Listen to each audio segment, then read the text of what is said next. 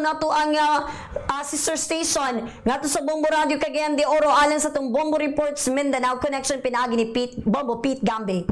Sa pagpabarog sa unang hugna sa tuang mga balita, gihupay karon sa among Commission on Elections o COMELEC Region 10 pinaagi ni Director Attorney Renato Magbutay ang kabalaka sa taga Northern Mindanao bahin sa posible nga pagsaka sa election-related violence ning tuiga. Nunot kini sa pamahayag ni COMELEC Chairman Attorney George Garcia nga adunay taas nga kaso sa kagubo sa riyon tungod sa kainits politika. So usa ni mga kabombo nga no atong na hisgutan tungod kay ni bagting ang akong dalunggan ani pagka dungog nako mga kabombo sa usa ka interview ngadto kang COMELEC Chairman Garcia nga iyang na-mention ang among rehiyon Northern Mindanao. So miingon karon si COMELEC 10 Regional Director Attorney Magbutay nga mas hapsay pa ang Northern Mindanao itande sa uban nga mga rehiyon ug ang lungsod lamang sa Nunungan, Lanao del Norte ang nag-inusara nga anaa sa red category ubo sa atong umaabot nga May 2025 elections.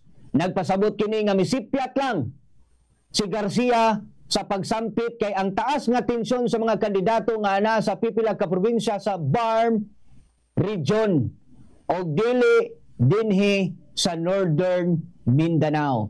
Mao ganang pagpabarog sa anong hugna sa ato mga balita, pabarog tayo kanong hugna dito sa Bombo Radio Davao, pinaagi ni Bombo Danica Baguio. Daghang salamat Bombo Radio Cagayan de Oro, Bombo Pete Gambe, unalakat sa mga panahon diri karon. Hapsay kay ayo nga among kawanangan walay mga timilan nga adunay umalabot nga usab nga mga pag-ulan. Pagpabarog na sa ikadang hugna sa mga balita nga among nahipos karong buntaga, gumikan adunay driver nga igo ra gid intaw na ngayog kalabasa sa iyang silingan. Apan ang gibuhat sa suspect inay nga hatagan ang biktima og kalabasa, gidunggab patay maninuon ang biktima. Patay ang biktima nga driver nga giila nga si Arnold Dulos, 51 anyos ni, nga residente sa Barangay Wines, Baguio District, Davao City. Diin na kagahapon alas 10 ni nahitabo ang maong nga insidente. Marso 2 ni nga tuiga kay sumala pa nasayran sab subay sa record ngadto sa otoridad nga ang suspitsado giila nga si Arnold Dulos, 51 anyos ni, nga residente usab sa naasoy nga dapit. Kay mulagi na nasayran nga igoro day nangayo og kalabasa ang biktima sa diyang giliputan ni sa suspitsado dayon gidabu-dabuhan, gidunggab sa makadagang higayon ang biktima nga may nahimong hinungdan sa iyang hinanaling kamatayon. Ug mulagi na mi action pa og sibat ang suspitsado apan gumikan sa kaabtik na usab sa kapulisan, gilayon kini nga nadakpan atol sa gipahigayong hot pursuit operation. Sa karon ana sa kusudiya sa otoridad ang mga suspitsado og mag-atubang og kasong murder, gumikan na usab sa iyahang salaod nga gibuhat. Sa karon padayon pa usab nga ginabis imbestigahan sa otoridad kay ang suspitsado halos dili mo tingog no kung sa ihirason niya nganong iyang gibuhat ang maong nga krimen. Kaya posible sad nga adunay yabangi ang biktima ug ang suspitsado nga may nahimong hinungdan nga nabuhat sa suspek ang maong nga krimen. Samtang dugang na lamang usab sa tumabalita nga nahipos kay ang sa Panabo City adunay 14 anyos nagilogos human niini gipatay, human nga gipatay gilubong sa iyang kaugalingong stepfather. Patay ang usa ka dalagitang 14 anyos humana matud pa nga napalgan ni sa gikalot or gilubong ni sa usa ka yutag nga gikalot sa iyang kaugalingong stepfather ngadto sa Purkuatro Napo, Barangay Little Panay, Panabo City, Davao del Norte. Di nakaplagan ni adto milabay nga unang adlaw sa Marso 1 kay nasayran nga ni-report ang ama-ama niini ngadto sa otoridad, gumikan lagi kay ginawala ngadto milabay pa nga Pebrero 28 ang iyahang anak-anak nga 14 anyos. Apan sa diyang gisusi sa otoridad, nagpaigayon sila ng investigasyon, nianggon mapud kadugayan ang suspitsado nagiilang si Marca Partingka Bernabe, 40 anyos ni, presidente usab sa naasoy nga dapit. Giangko niya nga siya ra usab ang mikonsumo sa iyang kaugalingong anak-anak ug iyang gipatay, human iyang gipatay, gilubong niya ang maong nga biktima. Kay mo lagi na sa investigasyon sa Davao del Norte PNP, ang biktima giilang nga si Ashley Burusca, 14 anyos ni, nga sumala usad ngadtong Pebrero 28, midangop ang suspect ngadto sa ilahang ingon man miadto sa istasyon sa pulis. Si Jerry Burasca ang tinuod nga amahan niining nga biktima. Karon nahibal-an nga sa nahimong pagpanubay sa otoridad, mismong ang ama-ama niini nga 14 anyos ang mismong ni lugos mi konsumo sa iyang kaugalingong anak-anak. Sa karon kay igo na lamang sa pagbangutan ang pamilya ug buot nga maangko ng hustisya ngadto sa nanaling nga panahon kay mismong si Panabo City Mayor Sir Lampagos nagpaabot usab sa iyang pahisubo ngadto sa pamilya niini nga biktima ug karon gikatakda na nga inguma ginaluto na ang kaso nga ipasaka batok na usab sa maong suspitsado. Bombo Radio Philippines, Mindanao area mo kanang pagpabarog sa kadang hugnan sa mga balita. Atong ipasa ang linya ngadto sa Bombo Radio Jensen pinaagi ni Bombo Louie Aguilar. Salamat, Bombo Radio Davao, Bombo Danica Baguio, Bombo Radio Philippines, Mindanao area, mayong buntag kanatong tanan o nalakat sa panahon diri karon sa among dakbayan, nababiling gyapon nga mapanganuro ng kawanangan, pero pasalamat lang po may tungod kay wa namin nakasinati og pag-ulan sukad gabi ginakadlawon o hangtod ning mga orasa. Sa ikatulong hugna sa mga balita sa Bombo Reports Mindanao Connection, na bautud-an sa among kapulisan sa dakbayan nga drug den ang panimalay aning alias Batsoy nga nahimong target sa search warrant dito napita sa barangay Patima ning among dakbayan. Sa pamahayag ni Police Major Ari Noel Cardos, ang station commander sa Police Station, nga aton sa operasyon wala matod pa ang target nga si Batsoy, apan may nadakpan nga 4 ka mga tao. Kini mao silang alias Picoy, 27 anyos, alias Mariel, 27 anyos, alias Ilay, 18 anyos, ug usa ka alias Atan.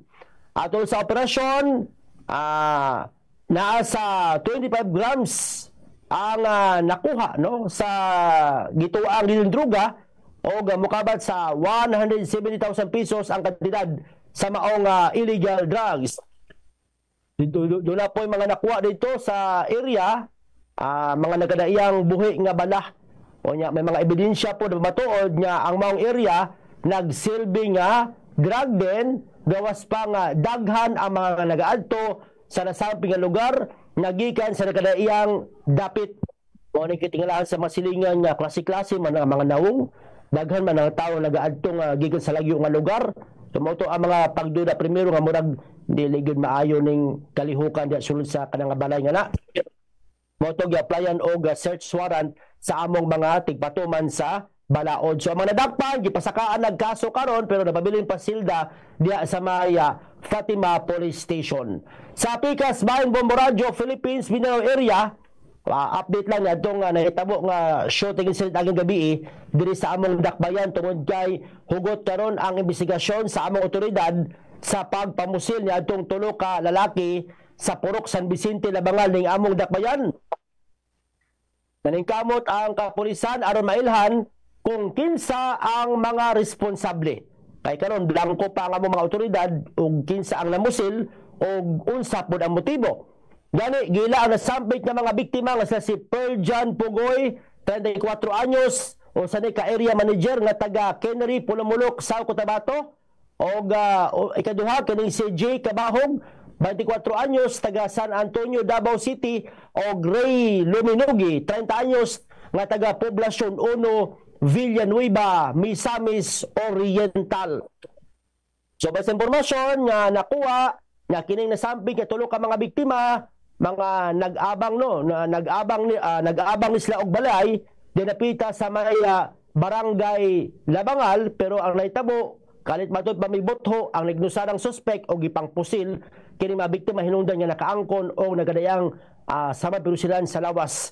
Ang observation karon og critical matod pa o sa mga biktima ang nakanabilin sa ICU.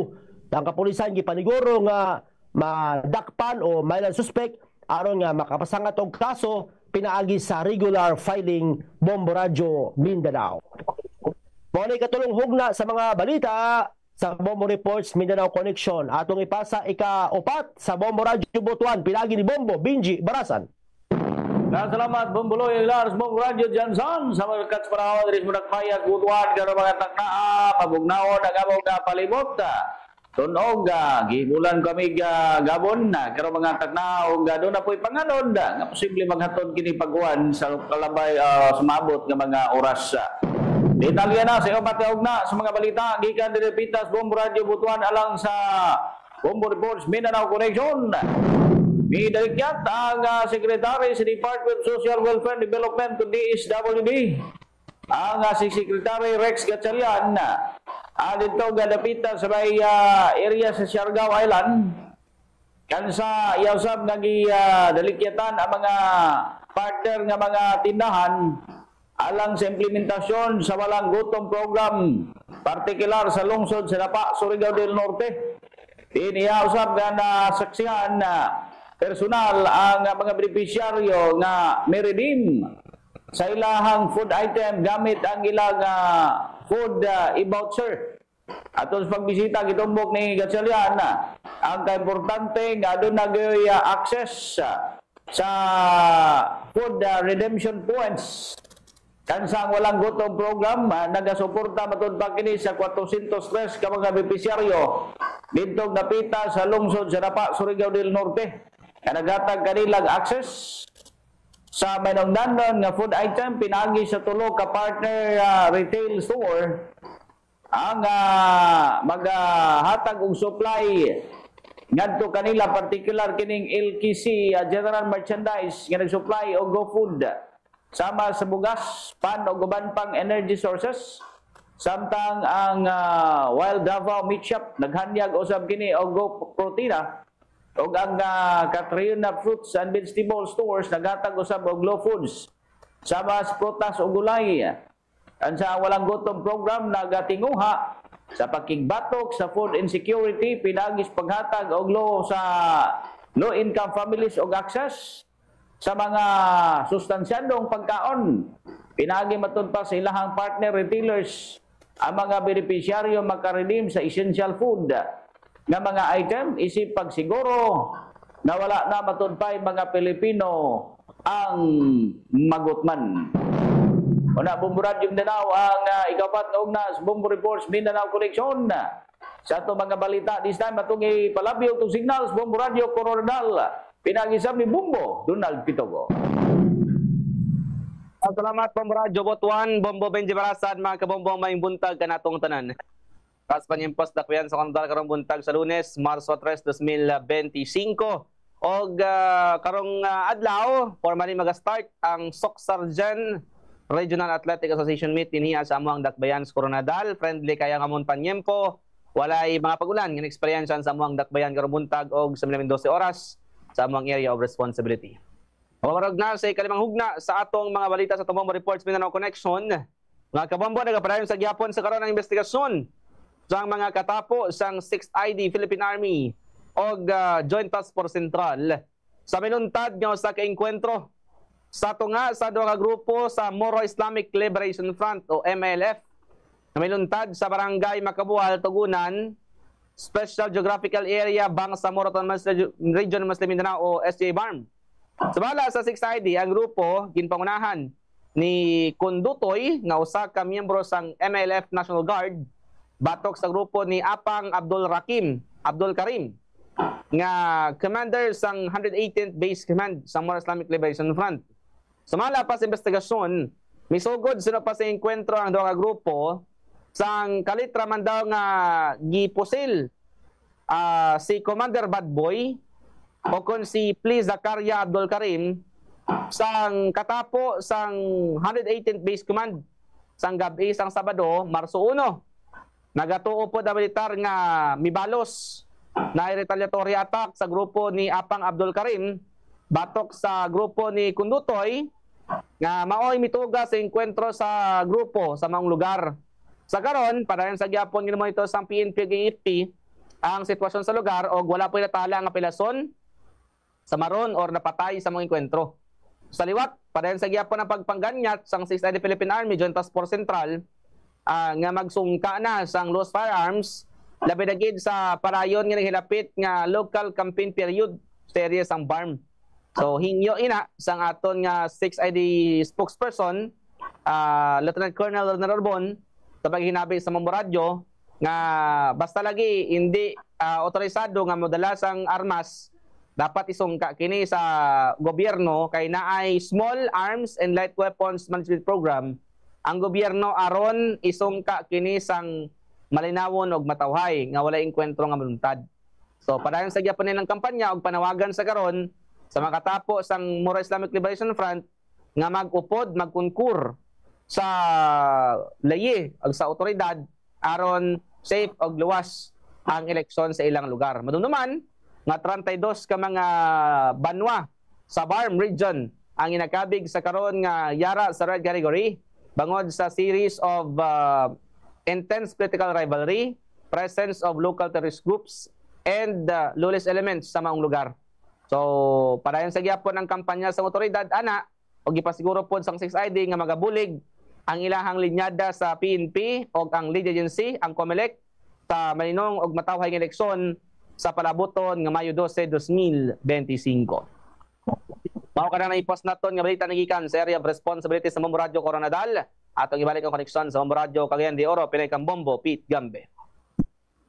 Mga kabombo nyo debate naglangkob sa mga detalye sa Bombo Reports Mindanao Connection ning adlaw nga Lunes, Pizza 3 sa bulan sa Marso tuig 2025. Inyo nabati sa mga to mga kauban gikan sa Bombo Radio Davao, pinagi ni Bombo Danica Baguio, gikan sa Bombo Radio Jansan, Bombo Louie Aguilar, gikan sa Bombo Radio Butuan, Bombo Benji Barazan, gikan sa Bombo Radio Coronadal, Bombo Donald Pitogo, og nanukad gikan sa Bombo Radio Cagayan de Oro, Bombo Pete Gambe. Kaming tanan nagingon, Basta Radio, Bombo! O kanang